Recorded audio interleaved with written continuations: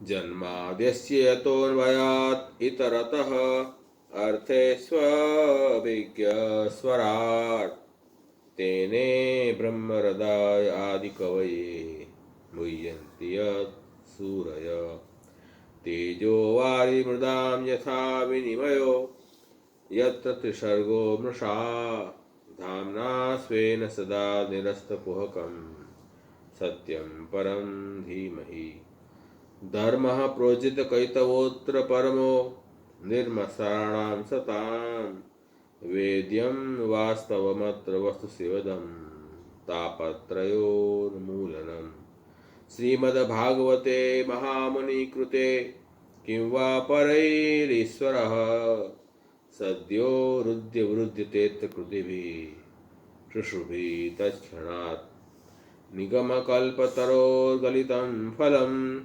सुखमुखात् अमृतद्रवसंयुतं पिबत भागवतं रसमालयं मुहुरो रसिका भुवि भावुका।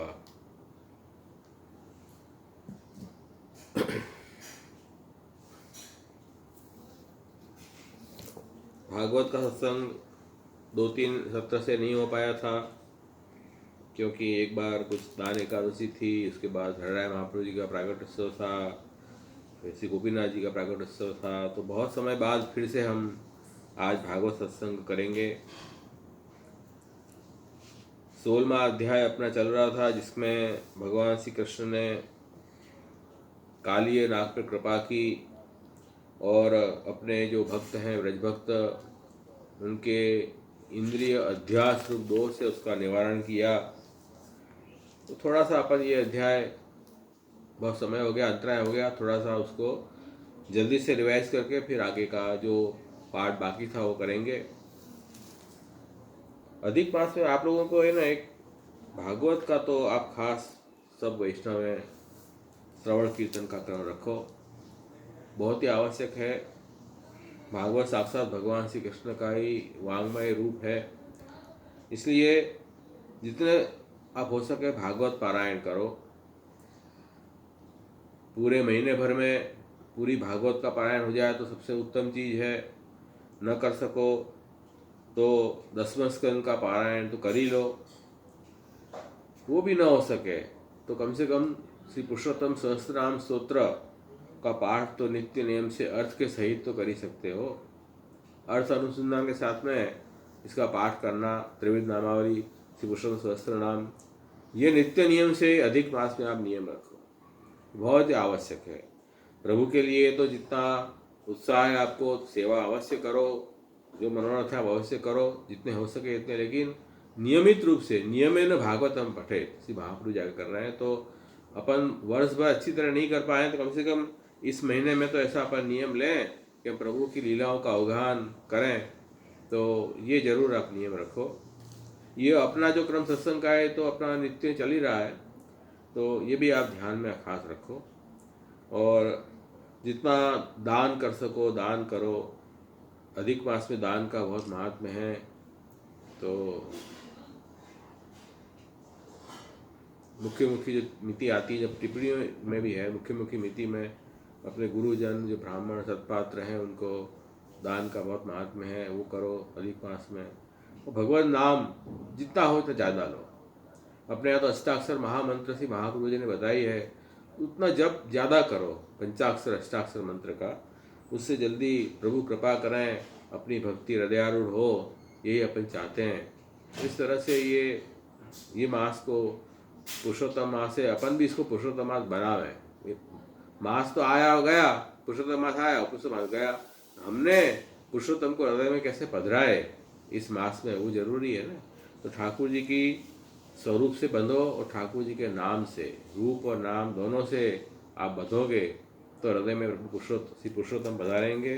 तो ये एक बात खास करनी थी। अब अपन अपने प्रसंग पे आए, अपने विषय पे आए कि प्रभु ने अपने जो ब्रजवासी जन थे उनको अपनी अमृतमय दृष्टि से, जो कालीय विषय वो मूर्छित हो गए थे या उनके प्राण चले गए थे, यमुना तट में वो जब पान करने गए तो प्रभु ने अपनी अमृत दृष्टि से उनको वापस जीवित कर दिए।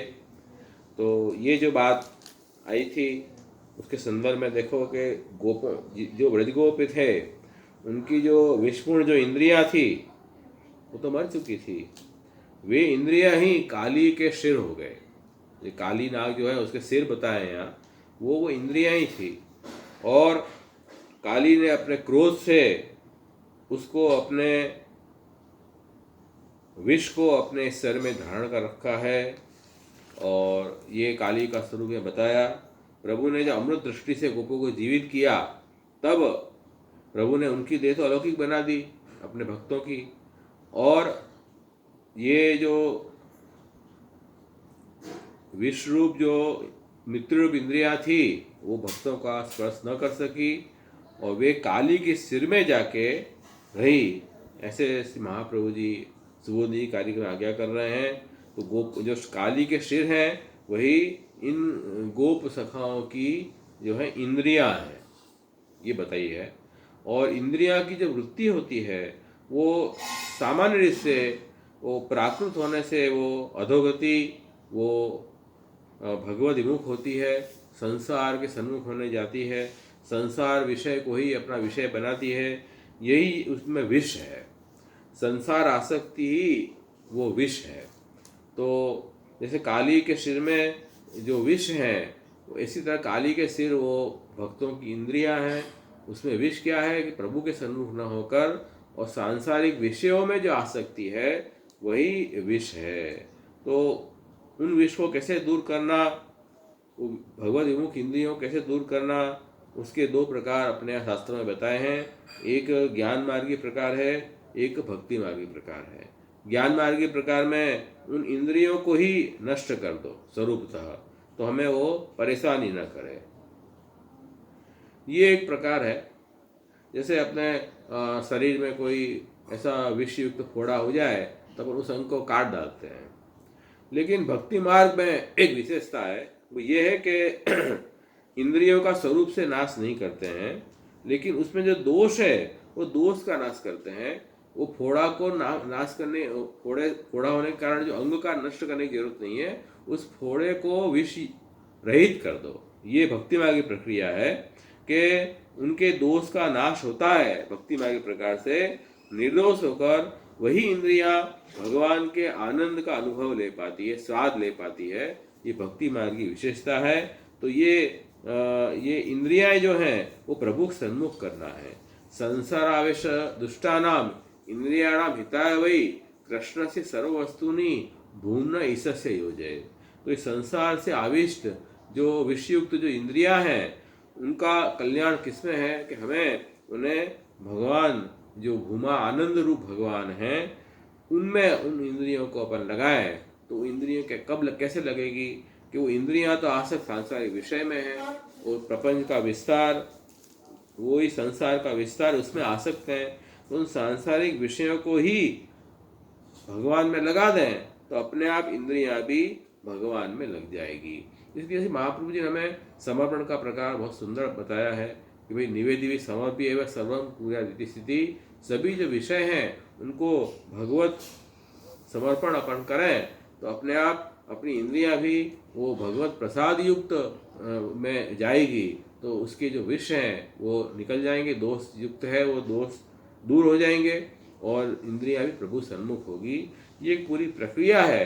तो यहाँ ठाकुर जी ने क्या किया कि काली नाग को माध्यम बना के और उन गोप सखाओं की जो इंद्रिय रूपी दोष थे उनको दूर किए।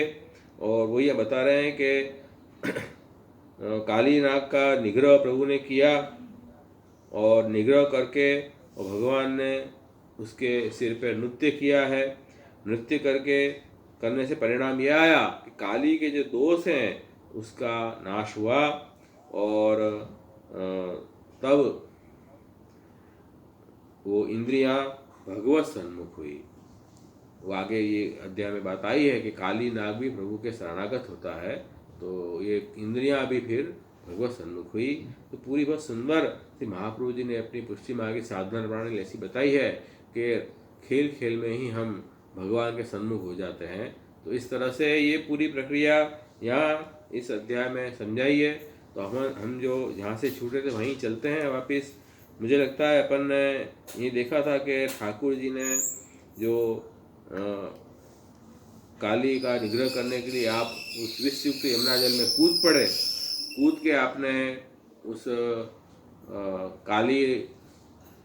काली को छेड़ा, नाग को, इससे वो क्रोधित हो गया और फिर प्रभु को उसने दंश लिया और अपने फेनों से उनको प्रभु को घेर लिया।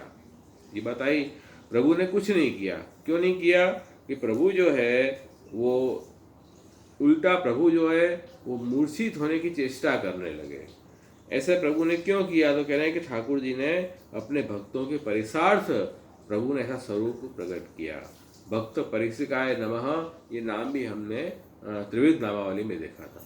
देखो इस तरह से अपन है ना अध्याय पढ़ते जाओ भागवत के, और साथ में पुरुषोत्तम सहस्त्र नाम और त्रिविध नामावली के नाम की संगति उनको मिलाते जाओ, तो अपने आप, अगर सुबोधनी जी भी आप कठिन लगती है, नहीं पढ़ पाते हो, तो भी भागवत का अध्ययन श्री महाप्रभु जी की दृष्टि से आपको हो जाएगा। ये बात समझो। देखो सुबोधनी जी वास्तव में कठिन है, पूरी सुबोधनी शब्दों को समझ में नहीं आती है, बड़े बड़े विद्वान भी चक्कर में पड़ जाते हैं, तो हम सामान्य, हम वैष्णव क्या बात है। लेकिन एक बात समझो, सर्वोत्तम सूत्र का अपन पाठ करें निष्ठापूर्वक, तो अवश्य श्री महाप्रभु जी ऐसी कृपा करें कि वो श्री महाप्रभु जी की जो गूढ़ वाणी है वो अपन को स्फुरायमान हो। लेकिन सरल रास्ता श्री महाप्रभु जी ने स्वयं ये जो त्रिविध नामावली और श्री पुरुषोत्तम सहस्त्रनाम सूत्र प्रकट किया है, इस नाम के साथ हम भागवत के अध्यायों का अपन अध्ययन करें तो अवश्य ही श्री महाप्रभु जी की दृष्टि से श्री भागवत जो है कृष्ण का स्वरूप कैसे है उस तरह समझ में आ जाता है। ये बहुत सरल तरीका है भागवत को समझने का। तो ये तरीका से आप शुरू करो भागवत का अध्ययन, और अधिक मास को आप इसी तरह ये अधिक मास करो कि बस ये अधिक मास में हमें जितने, वही 1000 नाम नहीं हो सके, जितने भी नाम, जितना समय आप दे पाओ भागवत का अध्याय पठन करो और साथ में नाम का पठन करो। तो कौन से अध्याय के कौन से नाम यहाँ से आचार्य चरण ने बताए हैं, ये सब आप इसका आप श्रवण कीर्तन या स्मरण करते जाओ, तो देखो आपको तुरंत ही भगवान श्री कृष्ण हृदय में विराजेंगे, इसमें कोई संदेह नहीं है। तो ये बात इस तरह से बताओ, तो सिर्फ ठाकुर जी ने देखो उनको परीक्षार्थ अपना ऐसा स्वरूप प्रकट किया कि निश्चेष्ट होके आपका स्वरूप आपने प्रकट किया। तो इससे फिर गोप बालक हैं तो प्रभु में अत्यंत स्नेह था उनको, प्रभु के इस स्वरूप को वो देख नहीं पाए, और नहीं देख पाए तो इस पीड़ा को देख नहीं पाए वो, और वो खुद भी मूर्छित जैसे होने लगे। तो ये इस प्रकार से प्रभु ने देखा कि अरे ये तो मेरे बिना जो है वो नहीं जी पाएंगे। तब प्रभु ने तुरंत ही उस काली सर्प के ऊपर आप उसको दबा के उसके सिर पे आप चढ़ के और फिर आप वहाँ नृत्य करने लगे, काली नाग के ऊपर नृत्य करने लगे, ऐसा वर्णन श्रीमद् भागवत में आया है। तो देखो फिर काली नाग जो सिर को नहीं नमाता उस सिर को प्रभु जो है उस पर नृत्य करते। तो इस तरह से ये स्वरूप को देखकर और सभी गोप यशोदा जी, नंदराय जी, गोपिकाएं वो बड़े आश्वस्त हो गए कि नहीं प्रभु को कुछ नहीं हुआ है। तो ऐसा ये सुंदर वर्णन इसमें आया, ये अपन ने देखा था गए सत्र में, मैं खाली आपको थोड़ा सा उसका पुनरावर्तन करा रहा हूँ। तो उसमें अपने नाम भी देखे थे पुरुषोत्तम सहस्त्र नाम के। एक तो अपन ये देखा था कि कालीय फणी माणिक्य रंजित सी पदाम्बुज है ना, तो ये नाम में यही बात बताई थी कि जो कालीय नाग है उसके जो फण हैं, फणी, कालीय फणी जो फण हैं उसके सिर हैं, उसके ऊपर नृत्य के द्वारा प्रभु आप विराजे, नृत्य करते हुए प्रभु आप उस सिर पे विराजे। और वो ये तो नागराज है, तो इसके जो फण थे उसमें मणि लगी हुई थी, तो जो मणि थी विशेष रूप से उससे जो है वो मणि से रंजित आप नृत्य कर रहे थे, तो आपके जो चरणाविंद में वो लालिमा दिखाई दे रही थी। ऐसे लालिमा से आप शोभायमान युक्त हैं। कौन? ठाकुर जी। ऐसे प्रभु हैं, काली फणी माणिक्य रंजित से बदामुज, ये तो प्रभु के लिए बहुत ही सहज लीला है। प्रभु तो अक्लिष्ट कर्मा है, उनको ये लीला करने में क्लेश नहीं है, आनंद से लीला कर रहे हैं। मानो प्रभु इस लीला के द्वारा दो कार्य कर रहे हैं। एक बाजू तो कालीय जो सर्प है उसके दोष दूर कर रहे हैं, और ये बाजू अपने जो भक्त हैं उनका भी भक्ति दृढ़ कर रहे हैं। तो ये दोनों चीज एक साथ कर रहे हैं। ऐसे श्री ठाकुर जी हैं, ये एक अर्थ किया था।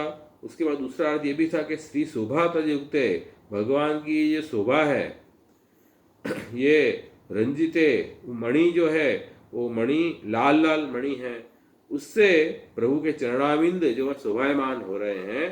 तो लक्ष्मी संबंधी बदाम मुझे ये चरणाविंद के ठाकुर जी कैसे हैं कि वो लक्ष्मी जी को प्राप्त होते हैं। कि लक्ष्मी जी की मुख्य सेवा जो है पाद सेवन भक्ति है, तो सदा पाद सेवन भक्ति में से लक्ष्मी जी रथ हैं। तो ऐसे जो लक्ष्मी संबंधी जो ठाकुर जी के चरण कमल हैं उनमें ये मणि जो है शोभायमान हो रही है। ऐसे ठाकुर जी हैं। तो वो सुंदर नाम काली फणी माणिक्य रंजित रंजित अस्सी प्रदाम भुजः, इसी कृष्ण का नाम है। तो देखो ये ठाकुर जी की तो कैसी शोभा है। इसी तरह अपनी इंद्रियों को भी प्रभु में अपन लगाएं, और अपनी हर इंद्रिय, 5 कर्मेंद्रिय, 5 ज्ञानेंद्रिय, एक मन, एकादश इंद्रिय अपनी है, तो इस इंद्रियों को अपन ठाकुर जी की सेवा में लगाएं। सुनने की इच्छा है प्रभु की लीला सुनो, गाने की इच्छा है प्रभु की गुणगान गाओ, कीर्तन गाओ, देखने की इच्छा है प्रभु की लीलाओं को, ठाकुर जी के स्वरूप को निहारो, दर्शन करो। सूंघने की इच्छा है भगवत प्रसादी वस्तु का गंध लो, ये इस तरह से। स्पर्श की इच्छा है प्रभु संबंधी जो भी वस्त्र हैं, जो भी प्रसादी वस्तु है, उसके स्पर्श से मन में रोमांच का अनुभव अपन करें। जैसे अपने बहुत स्नेही हैं, जो अपने खास फैन हैं, जिनको हम बहुत प्रेम करते हैं, ऐसे व्यक्तियों की कोई वस्तु अपन को मिले तो अपन अपने आप को अहोभाग्य महसूस करते हैं। इस तरह प्रभु संबंधी वस्तुओं के संबंध से हमारी इंद्रियों भी रोमांच आए। ऐसे धीरे धीरे अपन करेंगे तो आएगा, क्यों नहीं आएगा। और अपने हस्त है, अपने चरण हैं, अपने हाथ पैर से उन प्रभु की सेवा में हम दौड़ें। प्रभु की सेवा करने के लिए पैर को उपयोग करें, हस्त का भी उपयोग करें, सामग्री सिद्ध करें अपने हस्त से, और सब प्रभु की पाद सेवन भक्ति परिचर्या वगैरह सब अपन अपने करें। तो ये सब अपने हाथ और पैर और जो विसर्जन इंद्रिय हैं अपनी उपस्थ और पायु, उससे अपन मलमूत्र त्याग करके अपने देह को शुद्ध बना के फिर से प्रभु की भक्ति सेवा में जाएं। तो इस तरह हर इंद्रियों का विनियोग हम प्रभु के सेवा के लिए करें। तो भगवत संबंधी वस्तु बोलना, निरर्थक वस्तु नहीं बोलना, ये वाणी का भी संयम करें। तो हर इंद्रियों का संयम निग्रह इस तरह अपन करें तो अपने जो प्रभु हैं उनके संबंधित प्रभु के रूप में और प्रभु के नाम में अपनी इंद्रियों को जोड़ें। तो इस तरह से इंद्रियों के दोष निवृत्त हो जाएंगे। ये भगवत समर्पण की भावना अपने आप ब्रह्म संबंध में महाप्रभु जी ने बताई है, जो ठाकुर जी ने साक्षात उपदेश की है। साक्षात भगवता प्रोक्तम तदसरस उच्यते, साक्षात ठाकुर जी ने ही ये ब्रह्म संबंध की आज्ञा श्री महाप्रभु जी को दी। किस तरह आप जीव को समर्पण का उपदेश करो, निवेदन करे, जीव अपनी देह इंद्रिय सबको प्रभु सेवा में लगावे। तो ये ब्रह्म संबंध का मुख्य शुद्ध भाव है। तो इस तरह से अपन करें तो ये दोष अपने दूर हों। ऐसी सुंदर प्रक्रिया अपने आप उसी में समझाई है। और आगे भी फिर ये नाम अपन देख गए थे। उसके बाद में त्रिविध नामावली में अपन ने जो नाम देखे थे वो अपन फिर से आपको बता दूं। एक तो भक्त परीक्षिकाय नमः, वो अपन ने देखा ठाकुर जी कैसे भक्त की परीक्षा करते हैं कि भक्त की दृढ़ता कितनी है भक्ति में, वो देखने के लिए प्रभु ने ऐसी लीला की कि आप निश्चेष्ट होकर मूर्छित होने की अपना नाटक किया और विराजे। तो भक्त लोग क्या करते हैं देखने के लिए, प्रभु ऐसी परीक्षा करें तो परीक्षा में से हमें पास भी होना पड़ता है। जैसे गोपिकाओं को भी ठाकुर जी ने कह दिया कि भाई आप वेणुनाथ के भले आप पधारे, लेकिन अब आप वापस अपने घर जाओ और परिवार की जो आपका कर्तव्य है उसको निभाओ। तो देखो ये ठाकुर जी संसार में जाने की बात कर रहे हैं। वो तो संसार छोड़ के प्रभु के पास आए, प्रभु कह रहे हैं संसार में जाओ। तो ये परीक्षार्थ आज्ञा है। तो ऐसी आज्ञा अपन नहीं मानते हैं। तो ठाकुर जी की आज्ञा जो है वो जो प्रभु की प्रसन्नता के लिए हो, प्रभु सुख के लिए हो, वही आज्ञा प्रभु की माननी। जो अपने देह सुख के लिए, अपन को संसार में सुख मिले, ऐसी जो आज्ञा प्रभु करें, वो ठाकुर जी की आज्ञा केवल परिसार्थ है, यो मानना। तो भक्त परिसिकाय नमः और कालीय फणी माणिक्य रंजित से बदाम बुझाए नमः। काली के जो फण है, वो फण में जो माणिक्य है, वो मणि है, उससे जो रंजित, उससे जो लालिमा है, उस लालिमा से शोभायमान जो ठाकुर जी के चरणाविंद हैं, चरण कमल हैं, ऐसे भगवान श्री कृष्ण को यहाँ नमस्कार किया है। और ऐसे चरणाविंद से आप नृत्य करके और उन जीवों को जो ब्रजभक्त थे उनको एकदम उनके प्राण उड़ गए थे प्रभु की ऐसी स्वरूप देख के कि निश्चय क्यों विराज रहे हैं। प्रभु जी नृत्य करके दिखाया तो सब ब्रजवासी खुश हो गए, आनंदित हो गए। और उस वक्त तो गंधर्व, अप्सरा और देव, विद्याधर सभी लोग जो है वो गाना बजाना करने लगे कि ठाकुर जी नृत्य करते हो। तो सभी देवगण भी वहाँ प्रभु की स्तुति करते हुए गाना बजाना करने लगे। ऐसी तरह तीनों लोक में जो है वो आनंद छा गया। ऐसा सुंदर वर्णन जो है भागवत में भी आया है। तो इतना करके फिर वो काली सर्प था, वो बड़ो पीड़ा हो रही थी उसको, क्योंकि ठाकुर जी नृत्य कर रहे थे। जो भी काली का सिर नीचे नहीं नमता, झुकता नहीं, ठाकुर जी उस पर नृत्य करके उसको नवाते और उसमें से फिर जो है उसके मुंह में से वो खून उगलता, क्योंकि ठाकुर जी का भार वो कैसे सहन करे। अरे ठाकुर जी तो छोटे हैं, भार क्यों सहन नहीं करे। तो ठाकुर जी छोटे तो जरूर हैं, लेकिन वो कह रहे हैं कि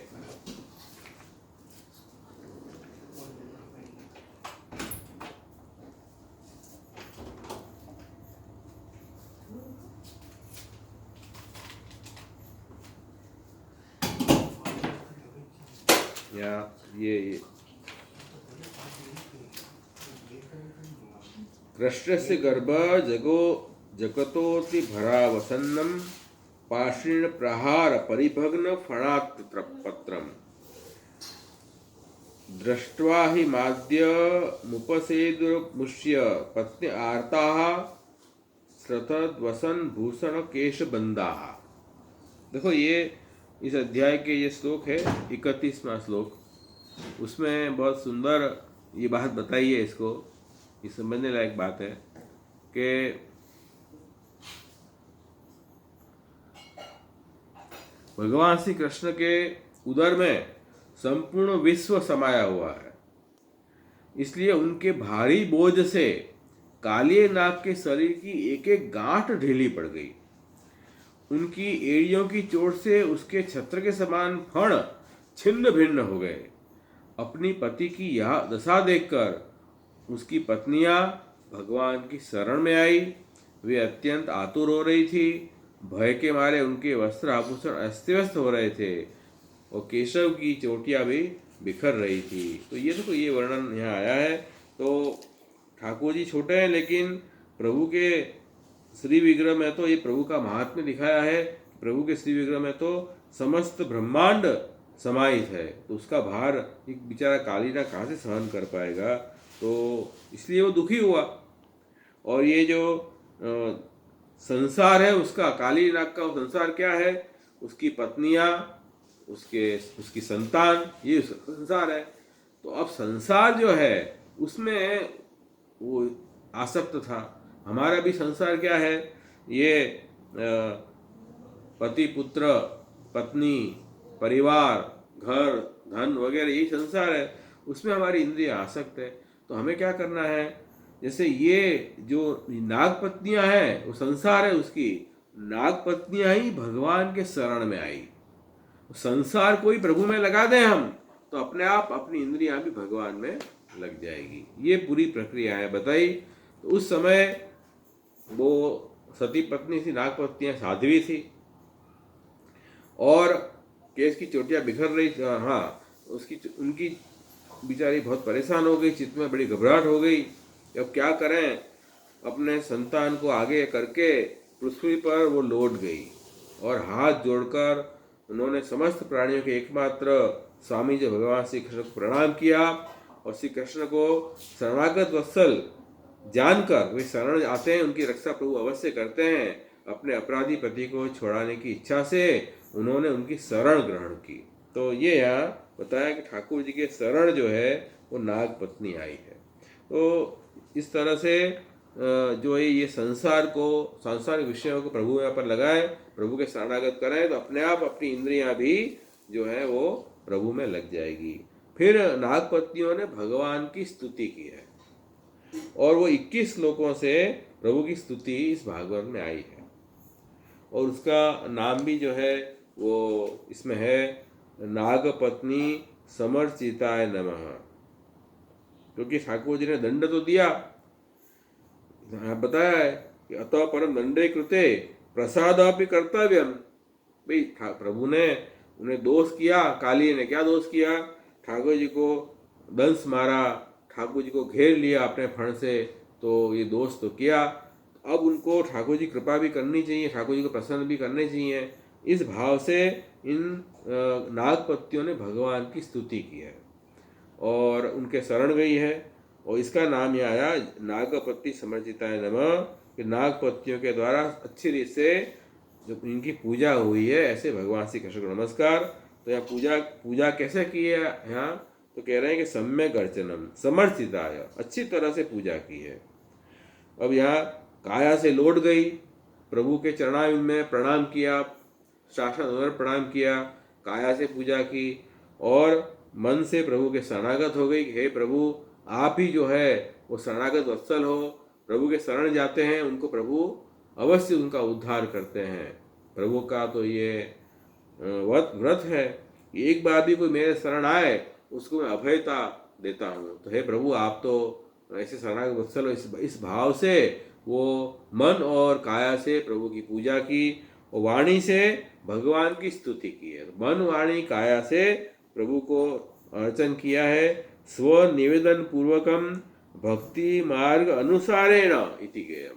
तो उन्होंने पूजा भी निवेदन पूर्वक और भक्ति मार्ग के अनुसार ये अपना निवेदन प्रभु को किया है और निवेदन करके भक्ति मार्ग के अनुसार उन्होंने स्तुति की है। तो देखो ये बात यहाँ समझने लायक है कि भक्ति भावपूर्वक प्रभु का महात्म्य जान के और उन प्रभु को ही अपना पूर्ण रक्षक मान के निवेदन किया है, ये भक्ति मार्ग अनुसार उन्होंने किया है। लेकिन वहाँ भी कुछ कामना तो थी, क्यों कि ये मेरे पति को छुड़ा दें, पति को प्राण उनका दान कर दें, ऐसी कुछ कामना थी। इसलिए यहाँ कह रहे हैं कि सकामत्वात्, सकाम वो पूजा होने से न तथा फलम, जैसा फल व्रजभक्तों को प्राप्त हुआ वैसे फल की प्राप्ति तो उनको नहीं हुई, लेकिन प्रभु ने उनको अभयता तो दे दी। प्रभु ने कहा आप तुमको कोई जात का भय नहीं होगा, निर्भय हो जाओ। इस तरह से ये स्तुति यहाँ बताई है। तो ये स्तुति में सब बात बताई हुई है ये स्तुति के अंदर। तो स्तुति अपन देखें, संक्षेप में देखेंगे, पूरा तो नहीं देख पाएंगे, लेकिन हाँ जितना है इतना देखेंगे। 21 श्लोक में ये स्तुति की है और इसमें मुख्य श्री महाप्रभु जी कह रहे हैं कि 3 प्रकार से इस स्तुति को अपन बांट सकते हैं।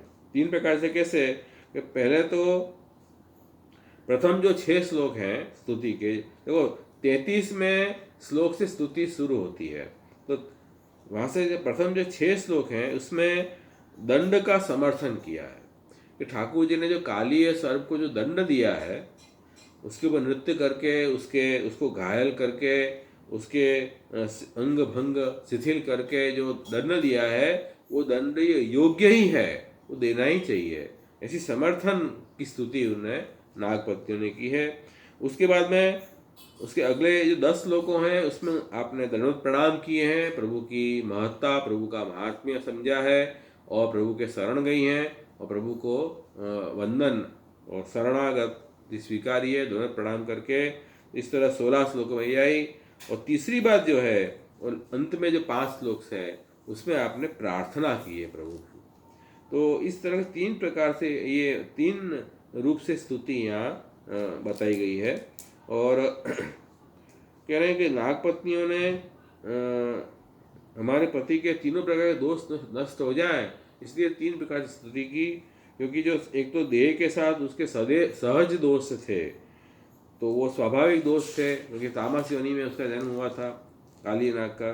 और एक अज्ञानी भी था, अज्ञान रूपी दोष भी थे, और भगवान को पीड़ा पहुंचाई थी, प्रभु अपराध किया था, तो वो भी उसका दोष था। तो तीनों दोष की निवृत्ति हो, इस प्रकार से 3 प्रकार से ये स्तुति इन्होंने की है। तो यहाँ ये अपन स्तुति फिर शुरू होती है। तो कह रहे हैं कि हे प्रभु, ये आपका जो अवतार है ये क्यों हुआ है कि जो दुष्टों को दंड देने के हुआ है, इसलिए इस अपराधी को दंड आपने दिया है, सर्वथा उचित है। और आपकी दृष्टि में तो वास्तव में न कोई शत्रु है और न कोई मित्र है, न कोई पुत्र है। आपके लिए तो सभी कुछ जो है एक समान है। सबोम सर्वभूतेषु न मे द्वेष्टसि न प्रिय। भगवान स्वयं गीता में क्या कर रहे हैं कि मेरे लिए तो प्राणी मात्र समान है, तो आप प्रभु फिर दंड क्यों दे रहे हैं? जब सभी समान है तो एक को दंड दे रहे, एक को नहीं दे रहे, कारण क्या? तो इसलिए दे रहे हैं कि उसके पापों का प्रायश्चित कराने से, उसकी शुद्धिकरण करने के लिए, और भविष्य में उसका कल्याण हो, हित हो, इसलिए प्रभु दंड दे रहे हैं। इसलिए प्रभु जो दंड दे रहे हैं वो किसी स्वार्थवश या कोई भेदभाव करके नहीं दे रहे हैं, लेकिन उसकी शुद्धिकरण के लिए दे रहे हैं। ये सामान्य व्यक्ति व प्रभु में इतना बड़ा अंतर है, तो ये यहाँ बता रहे हैं। तो और यमराज तो दंड कब देते हैं कि जब मृत्यु हो जाए आदमी की, फिर वो नरक में जाए तब दंड मिले, और प्रभु तो यहाँ ही अवतार काल में ही दंड देते हैं। क्यों? क्योंकि ठाकुर जी का अवतार क्यों हुआ है? जगत की रक्षा के लिए। इसलिए प्रभु जो हैं वो उनको दुष्टों को दंड देते हैं। तो ये बात यहाँ श्री महाप्रभु समझा रहे हैं। तो यहाँ कह रहे हैं कि ठाकुर जी दंड देते हैं, वो वहाँ फल का विचार करके, और दंड फलम एवं अनुशंसन, फल का विचार करके दंड देते हैं। ये दंड देने से इसकी, ये जीव की अंतिम गति क्या होगी, यूँ विचार के दंड देते हैं। तो अंतिम गति उसकी अच्छी हो, सदगति मिले, ऐसा विचार के दंड देते हैं। प्रभु के दंड में भी एक प्रकार का वरदान ही छुपा हुआ है, ये बात समझो। तो प्रभु को दंड है तो ये अच्छी बात है। तो ये नागपत्नी यही कह रही है कि आपने बड़ी ये अच्छा ही किया कि इस हमारे पति को आपने दंड दिया है, और हम लोगों पर ये बड़ा ही अनुग्रह आपने किया, बड़ी कृपा प्रसाद है आपकी। क्यों? कि आप जो दुष्टों को दंड देते हैं उनसे क्या होता है, उनके सारे पाप नष्ट हो जाते हैं। ऊपर से क्या लग रहा है कि ठाकुर जी ने इसको कष्ट पहुंचाया दंड देके, लेकिन उससे फायदा क्या होगा कि उनके सारे पाप नष्ट हो जाते हैं। जैसे हम दवाई खाते हैं कड़वी, तो कड़वी दवाई खाने से जीभ को बड़ा कष्ट होता है, लेकिन जब दवाई अपन औषधि खा लेंगे तब शरीर में जो दोष है रोग का वो दूर हो जाएगा। तो फिर वो कड़वी, जब कड़वी दवाई सहन कर ली उसका कुछ फायदा ही हुआ है ना। तो वही कह रहे हैं कि आपके दंड में तो जीव का बड़ा फायदा है। और ये जो सर्प है ये तो अपराधी है, इसमें कोई संदेह नहीं है। अपराधी न होता तो सर्प को योनि क्यों मिलती है इसको? इसलिए कह रहे हैं कि हम जो हैं सच्चे हृदय से आपके इस क्रोध को आपका अनुग्रह ही मान रहे हैं। तो आपका अनुग्रह ही है, आपने जो क्रोध किया है ये तो आपका अनुग्रह है, और ये तो विशेष अनुग्रह है, सामान्य अनुग्रह भी नहीं है। क्योंकि किसको ठाकुर जी के चरण की प्राप्ति होती है, तो विशेष अनुग्रह है ये तो।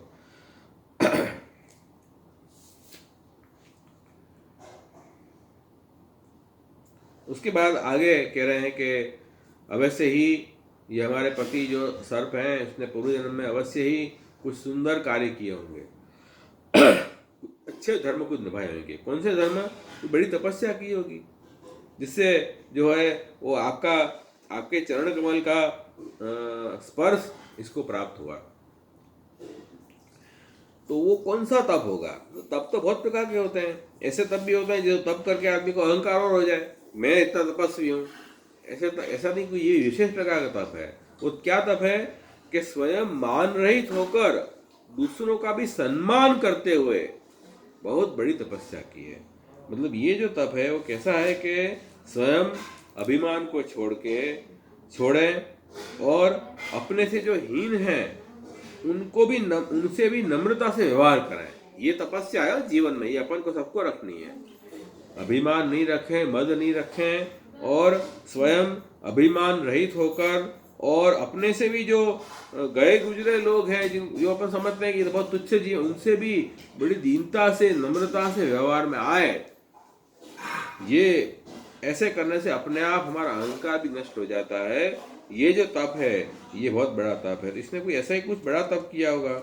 और इससे भी ज़्यादा कुछ तप, सबसे बढ़िया तप तो ये है कि भगवान के चरित्र का श्रवण कीर्तन करना।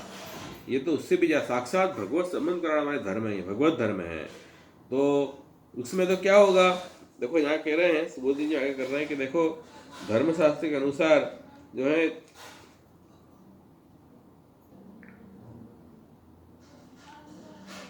धर्म अपन करें तो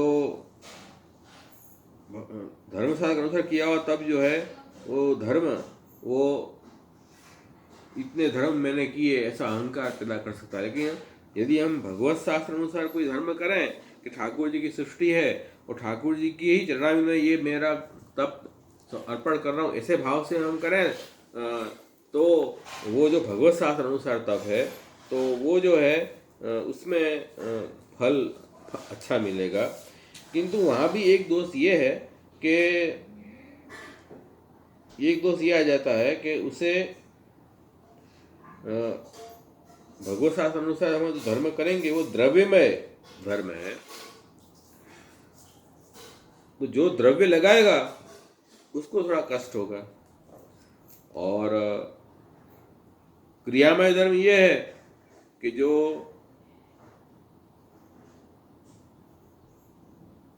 साधन करने में अपन को क्लेश भी थोड़े बहुत होंगे। देखो ये जो धर्म है, धर्म करने में थोड़ा क्लेश तो होगा ही।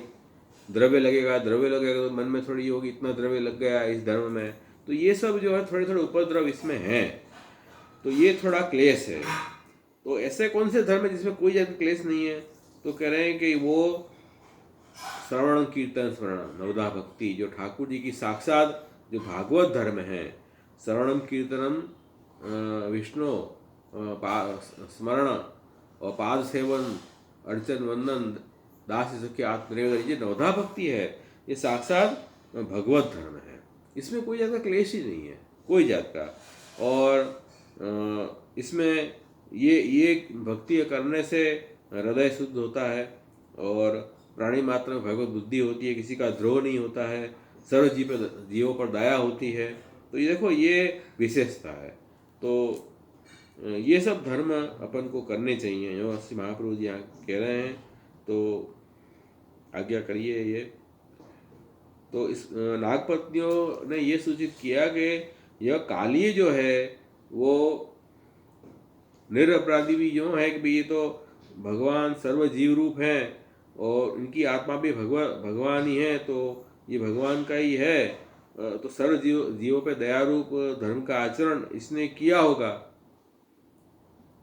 क्योंकि तभी तो उसको आपके चरणामृत की प्राप्ति हुई है। तो अच्छे कोई कर्म किए होंगे ना, यो कह रहे हैं। तो ये बड़ी तपस्या की है इसने कुछ।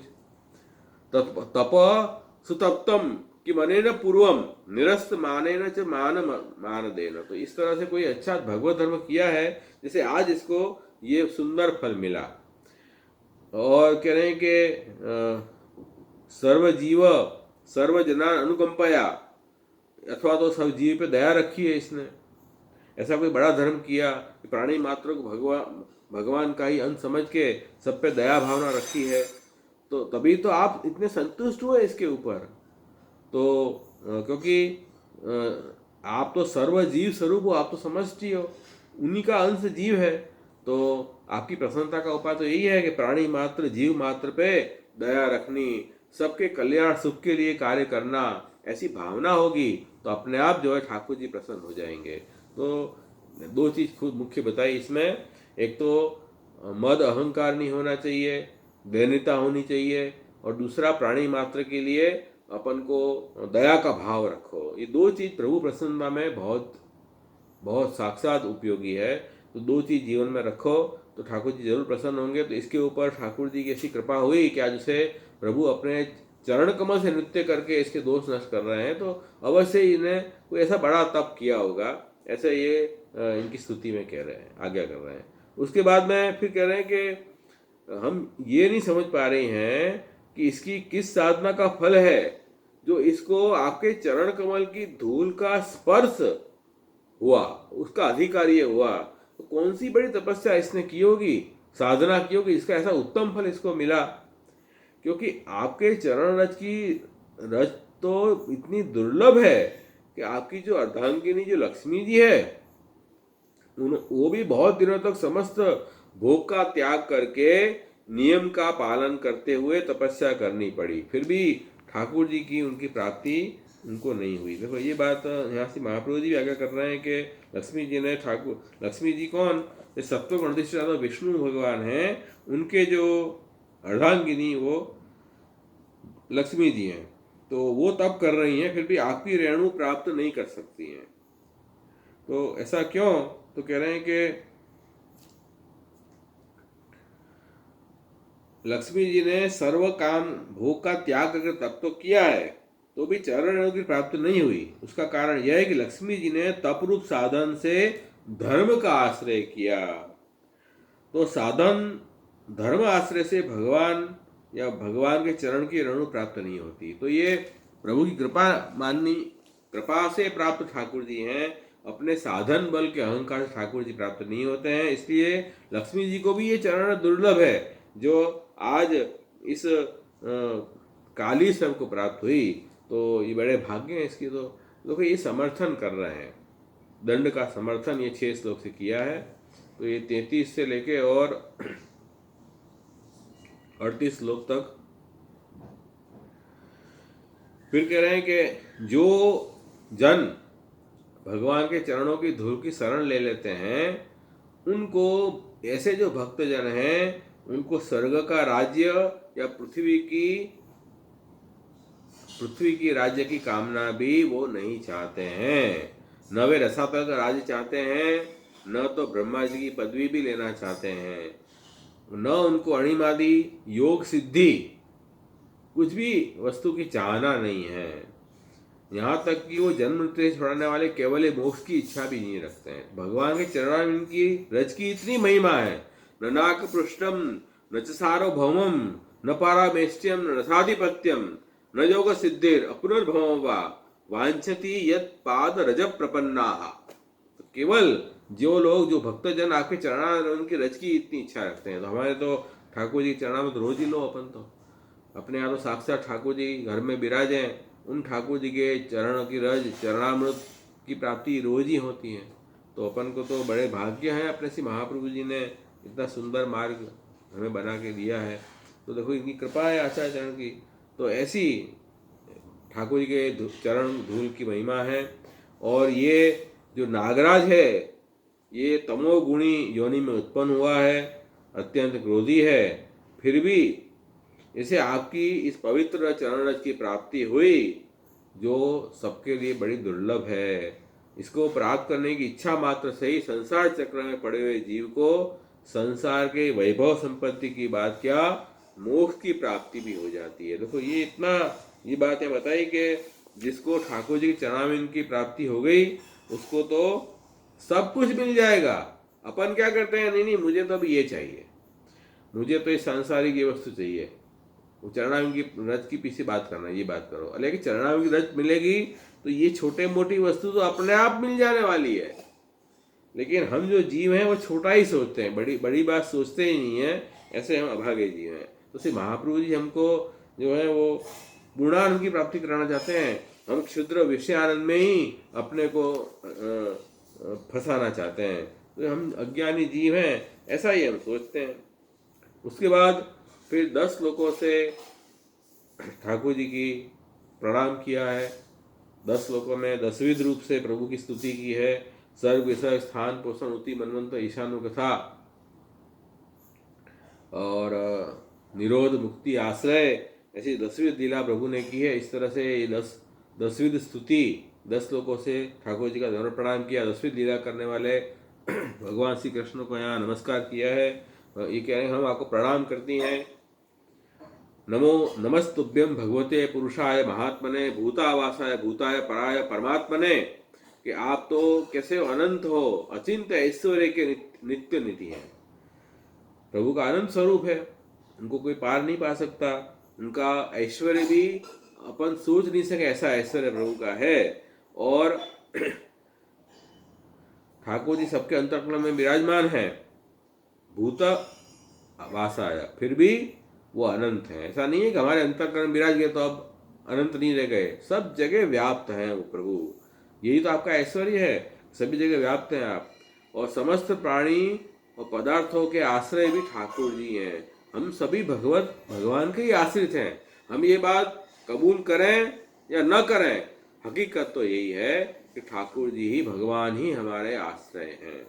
अब कोई नहीं कबूल कर रहा है, वो शेख चिल्ली जैसा व्यक्ति है।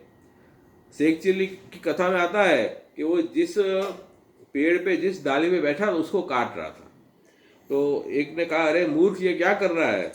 तो कि मैं लकड़ी चाहिए, मुझे लकड़ी काट रहा हूँ। लकड़ी भले ही काट, लेकिन तू जिस डाली पे बैठा है उसको ही काट रहा है। अरे बेकार की बात मत करो, तुम मूर्ख हो, मैं जो कर रहा हूँ ठीक कर रहा हूँ।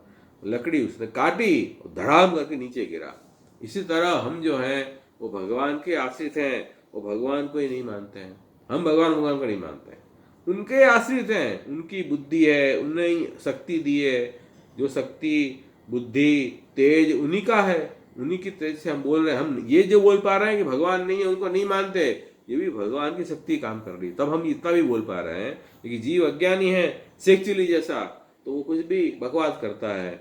लेकिन आप तो सबके ही आश्रय हैं और हर पदार्थ रूप में सब जगह विद्यमान हैं।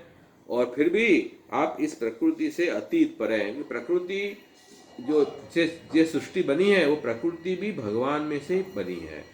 वो प्रकृति भी भगवान का ही सदंश है। वो अपरा प्रकृति है जो गीता में भगवान आगे कर रहे हैं। इसलिए हे परमात्मा, ऐसे भगवान को नमस्तुभ्यम भगवते। तो ये देखो, ये पूरी सर्ग लीला बता दी यहाँ। उसके बाद में कह रहे हैं कि आप सब प्रकार के ज्ञान अनुभव के खजाने हैं, ज्ञान विज्ञान निधये। तभी तो आप सब कुछ जानते हैं, सब जीवों की बातें। और महिमा और शक्ति अनंत है आपकी, अनंत शक्ति है, ब्रह्मण है। और आपका स्वरूप जो है वो अप्राकृत दिव्य चिन्मय स्वरूप है। और प्रकृति के जो गुण हैं वो तो आपको स्पर्श भी नहीं कर पाते हैं। तो इसलिए ठाकुर जी जो है वो विसर्ग लीला भी करते हैं कि उस जब लीला करनी है प्रभु को, तो ऐसे ही जीवों को धर्म अर्थ काम मोक्ष का दान करने के लिए प्रभु ये सृष्टि की रचना करते हैं। और क्योंकि आप ज्ञान विज्ञान की निधि हैं, सब शक्ति आप में विद्यमान है। फिर कह रहे हैं कि प्रकृति में क्षोभ उत्पन्न करने वाले काल स्वरूप भी आप ही हैं। प्रकृति जो है वो तीनों गुण की समान अवस्था का नाम प्रकृति है, सात्विक राजस तामस। उस तीनों गुण में जब विषमता पैदा होती है तब ये सृष्टि उत्पन्न होती है। विषमता पैदा कौन करता है? काल। काल क्या है? भगवान की चेष्टा है। तो वो भगवान की गति को ही काल कहते हैं। उस काल से वो गतिमान, प्रकृति गतिमान हो जाती है और उसमें से फिर अलग अलग रूप प्रकट होते हैं। उसकी जो समान अवस्था थी तीनों गुण की, वो भंग हो जाती है। तो उससे जो है वो क्षोभ कहते हैं उसको। प्रकृति में क्षोभ उत्पन्न करने वाले काल रूप भी आप हैं और काल शक्ति के आश्रय भी आप ही हैं कि आदिदेविक स्वरूप जो काल का है वो स्वयं भगवान है। और काल के क्षण कल्प आदि समस्त अवयवों के साक्षी भी आप ही हैं। वो काल के कारण जो अलग अलग कल्प और युगांतर सब प्रकट हो रहे हैं, 4 युग हो गए, इतने वर्ष बीत गए, वो सब के साक्षी भी तो प्रभु ही हैं कि उनके काल में ही उनके ये सब सृष्टि उत्पन्न हुई है। साक्षी रूप भी आप ही हैं। तो इसलिए प्रभु सबके दृष्टा है। प्रभु दृश्य नहीं है, दृष्टा है। वो यहाँ कह रहे हैं कि कालाय कारणाभाय काल अवयव साक्षिणे विश्वाय तदुपद्रष्टे तत्कर्त्रे विश्व हेतवे। सबके साक्षी हैं, काल स्वरूप भी आप हैं और काल के आश्रय भी आप हैं और उपद्रष्टा दृष्टा भी आप हैं और विश्व के कल्याण के लिए उसके जो कर्ता निमित्त कारण उसको बनाने वाले उपादान कारण भी आप ही हैं। सब कुछ आप ही बने हैं। तो प्रभु ने ही ये सब मर्यादा स्थापित की है। स्थान लीला बता रहे हैं कि ठाकुर जी ने अपने काल से सबको अपनी अपनी मर्यादा में बांध रखा है। तो ये तरह से ये बात बताई। फिर कह रहे हैं कि पंचभूत पृथ्वी जल तेज वायु आकाश शब्द स्पर्श रूप रस गंध 5 तन्मात्रा, 5 महाभूत, 10 इंद्रियां, प्राण, मन, बुद्धि और चित्त, ये सब भी आप ही बने हैं, क्योंकि अपरा प्रकृति भी आपका ही रूप है। और प्रभु जो है वो भूत मात इंद्रिय प्राण मनो बुद्धिया शयात्मने त्रिगुणेन अभिमानेन गुण स्वात्मनुभूतये।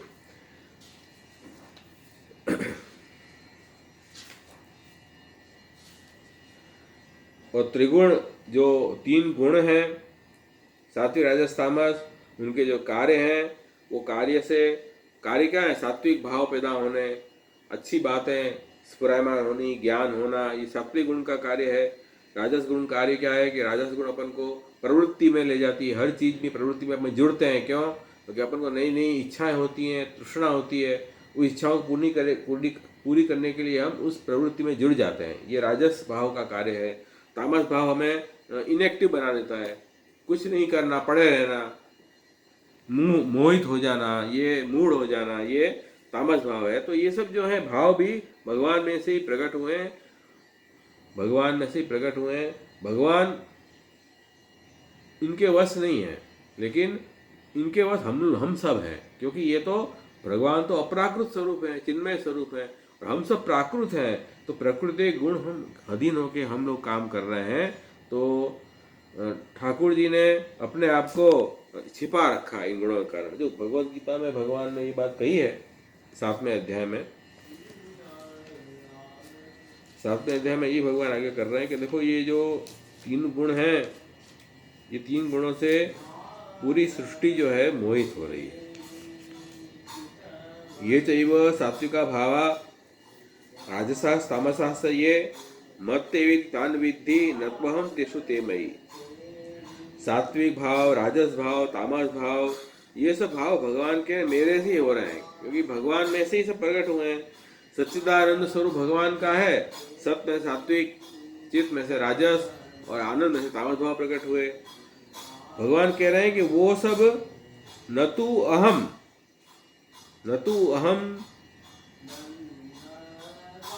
तेषु ते मयि, उनमें मैं नहीं हूं। मैंने भगवान उनके अधीन नहीं है, लेकिन ते मयि, मेरे में वे सब हैं। तो भगवान उनको अपने कंट्रोल रखते हैं। तो ये 3 गुणों के क्या होता है कि त्रिभिर गुणमयीर भावई ये भी सर्वमिदं जगत मोहितम ना भी जानाति मामे भी परमव्ययम। ये 3 गुण रूप भावों से ये संपूर्ण जगत जो है मोहित हो रहा है। इसलिए गुणों के ऐसी जो अपराकृत अलौकिक स्वरूप जो भगवान है, अव्यय स्वरूप, अविनाशी स्वरूप, तो भगवान को हम नहीं जान नहीं पाते हैं। हम इस 3 गुणों से इसी सृष्टि में मोहित हो जाते हैं। प्रभु कहाँ है, भगवान कौन है, हम नहीं जानते। ऐसी स्थिति हमारी हो गई है। तो उनके भी जो साक्षी तो भगवान ही है। तो ऐसे ठाकुर जी जो है वो कह रहे हैं कि ठाकुर जी ने अपने आप को छिपा रखा है।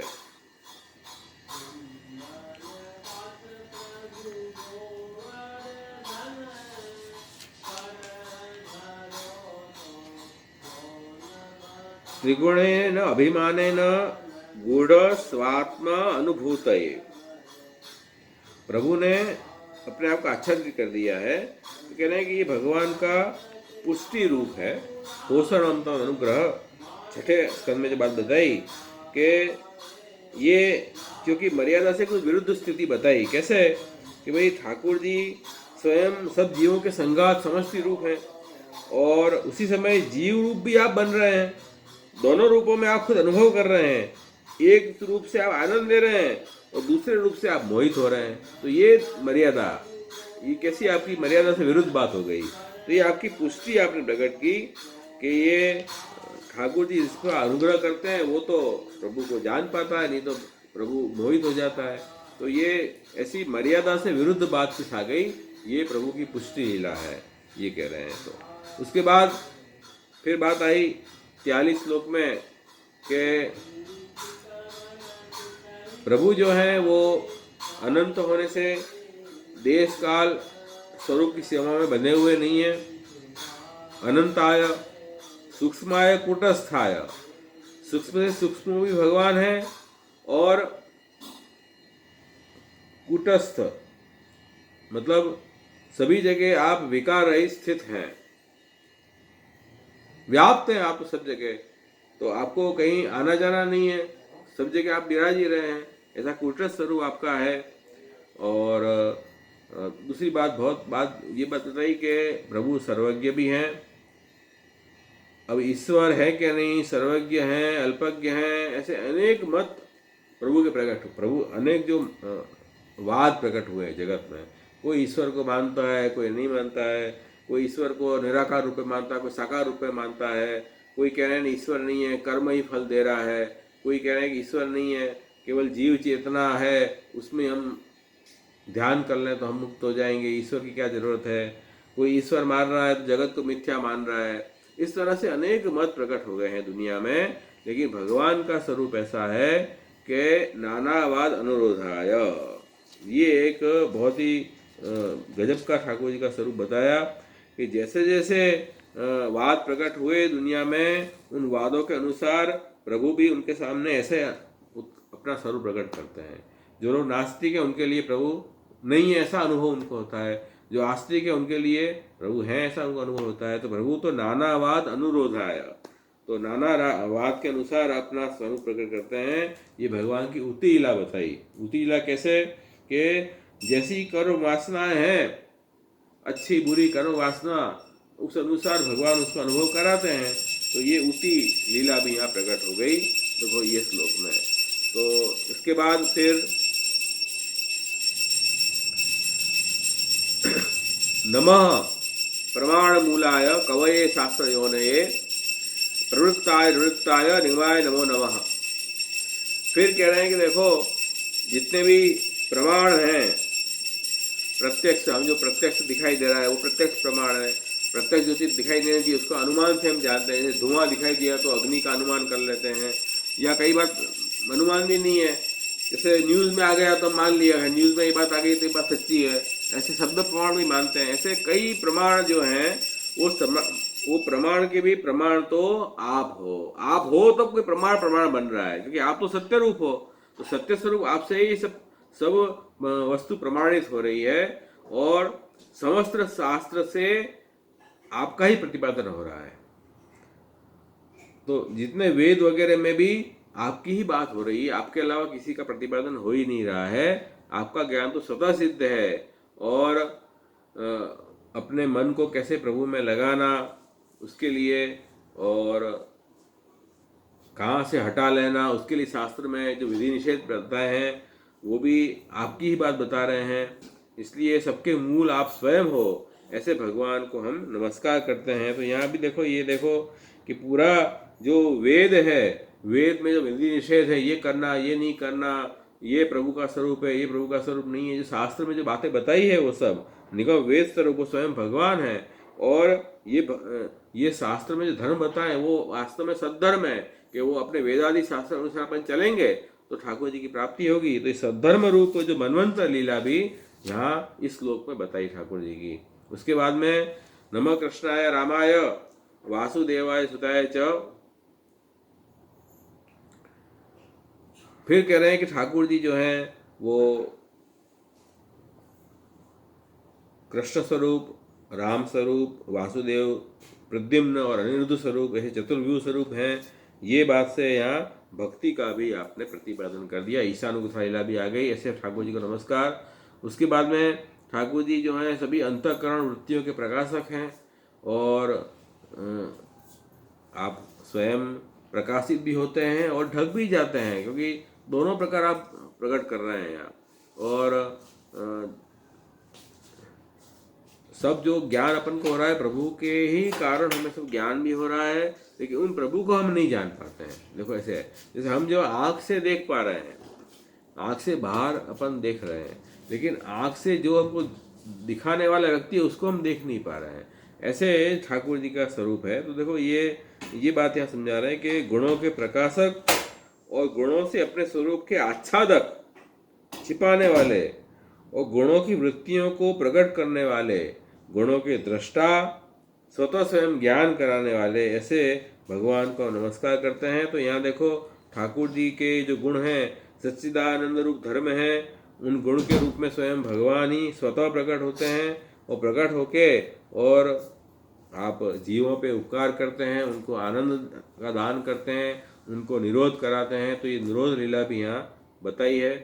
उसके बाद में 47वें श्लोक में ठाकुर जी जो है वो मूल प्रकृति में नित्य व्यवहार करते हैं। मूल मतलब जो आनंदात्मक ब्रह्मानंद प्रकृति है उसमें व्यवहार करते हैं, और स्थूल सूक्ष्म जगत उसमें से प्रकट हुए हैं सब। तो ऐसे आप तो आत्माराम हैं, अपने ही आत्मा में आप रमण करने वाले हैं। ऐसे आत्माराम है, आपको कोई दूसरी इच्छा ही नहीं है।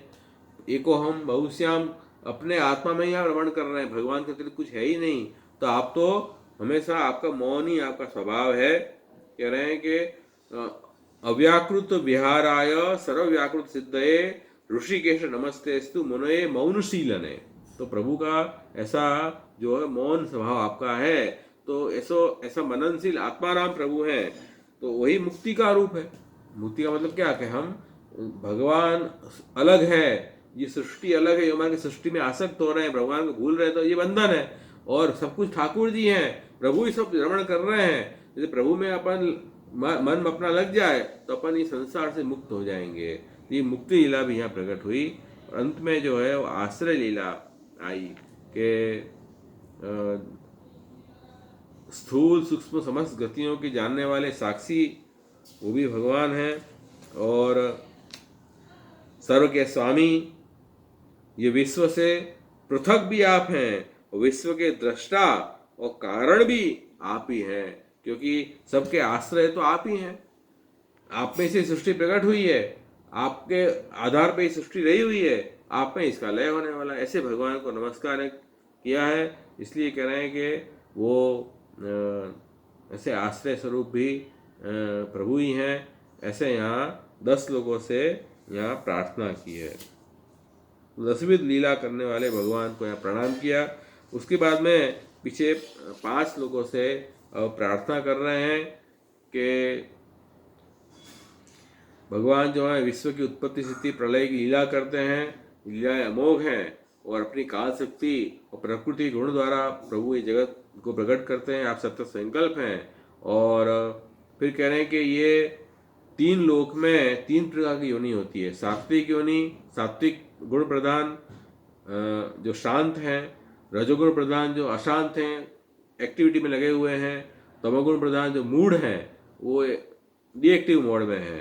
3 योनि होती है, वो सबके सब आपने ही तो रूप धारण किए हैं। फिर इस समय आप जो हैं सत्वगुण प्रधान और शांत रूप आपने धारण किया, इसलिए आप ऐसे लोगों का जो तमोगुण प्रधान है उनको आप दंड दे रहे हैं। तो लेकिन अब देखो, आपका अवतार तो धर्म की रक्षा के लिए है, साधुओं की रक्षा के लिए हुआ है, इसलिए आपने इसको दंड दिया है। तो ये लेकिन स्वामी को ये करना चाहिए कि अपने सेवक की जो अपराध एक बार भी हो जाए सहन करना चाहिए। तो ये भी मूड भी आपका ही सेवक है, ये काली, तो आप इसका क्षमा कर दीजिए, इसको इस पर कृपा कीजिए। तो अब सर पर ये मरने वाला है, हम अमलाओं पर दया करो आप, ये हमारा पति है, तो हम आपके शरण आई हैं, तो इनके प्राण का दान करो। ऐसे उन्होंने प्रार्थना की। और हम आपकी दासी हैं, आप आज्ञा दीजिए, हम आपकी क्या सेवा करें, क्योंकि आपकी आज्ञाओं का पालन जो सेवा करता है उसको आप सब भय से मुक्त कर देते हैं। ऐसे ये स्तुति यहाँ पूरी हुई। इस तरह 5 श्लोकों में आपने प्रार्थना की है। उसके बाद में जो भगवान के चरणों की ठोकरों से काली नाग के फण छिन्न भिन्न हो गए थे, वो बेसुध हो रहा था, नागपति ने स्तुति की तो भगवान ने दया आके उसको छोड़ दिया, और धीरे धीरे वो काली नाग थोड़ा चेतन अवस्था में आया और बड़ी बड़ी श्वास लेने लगा, और फिर भगवान को प्रार्थना करने लगा कि हे नाथ, जन्म से हम तो दुष्ट तमोगुणी हैं और हम बड़े क्रोधी जीव हैं, और स्वभाव हमारा बदलना बहुत कठिन है। फिर भी संस्कार के लोग संसार में हम फंस जाते हैं, लेकिन आपने ही ऐसी सब योनियाँ बनाई है, हम जैसे जीवों को ऐसे बनाए हैं। लेकिन अब आप तो जगत के स्वामी हैं, सर्वज्ञ हैं, और सबके स्वभाव को आप जानते हैं, तो आपको जैसी इच्छा हो ऐसा ठीक समझें, जैसा दंड आपको देना दीजिए। देखो ये वो जो उसका विष निकल गया ना, वो रक्त निकल गया, इसलिए उसको दीनता आ गई है। अब उसको अहंकार जाता रहा, प्रभु के शरण हुआ, और कालीनाग की बात सुन के भगवान कृष्ण ने क्रिया कि अब तुमको यहाँ यमुना जी में नहीं रहना है, यमुना जी को शुद्ध करना है, तुम यहाँ से अपने परिवार के साथ समुद्र में चला जाओ और वहाँ जाके आप तुम रहो। अब तो यहाँ गाय मनुष्य यमुना जल का उपयोग करेंगे, हम क्रीड़ा करेंगे यमुना जल में। तो और ये जो लीला है, कोई भी काली निग्रह की जो लीला है, इसका कोई स्मरण करेगा वो सब सांपों के भय से मुक्त होगा, उसको सर्प का भय नहीं होगा। तो परीक्षित राजा को भी सर्प का भय नहीं हुआ है। तक्षक नाग से उनको दंश जरूर दिया, लेकिन उनको भय रहित हो गए थे। वो भक्ति में उनकी मानसिक अवस्था हो गई थी, उनको पता ही नहीं कौन तक्षक नाग कब आया। तो इस तरह से उनकी अलौकिक देह हो गई और वो प्रभु में प्राप्त हुए।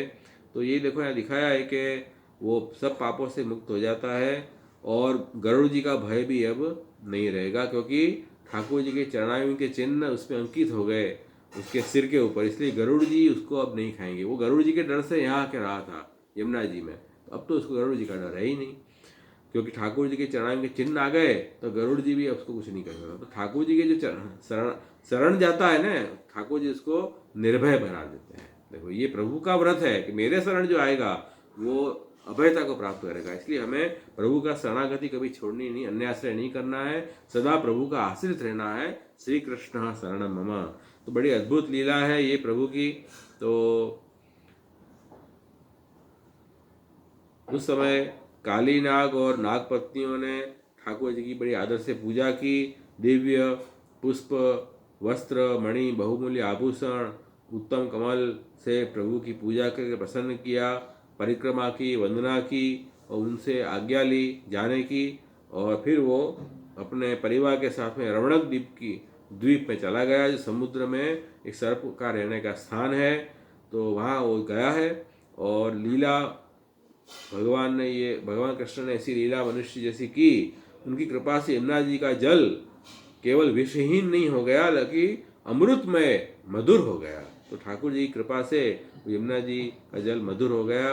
तो यहाँ ये अध्याय भी समाप्त हो रहा है। तो देखो ये सुंदर अध्याय, इसके अंदर ठाकुर जी ने कैसे अपने भक्तों को खेल खेल में ही अपने में आसक्ति दृढ़ करवाई और दुष्ट जनों के दुष्ट दोष दूर किए, ऐसी प्रभु की सुंदर लीला है।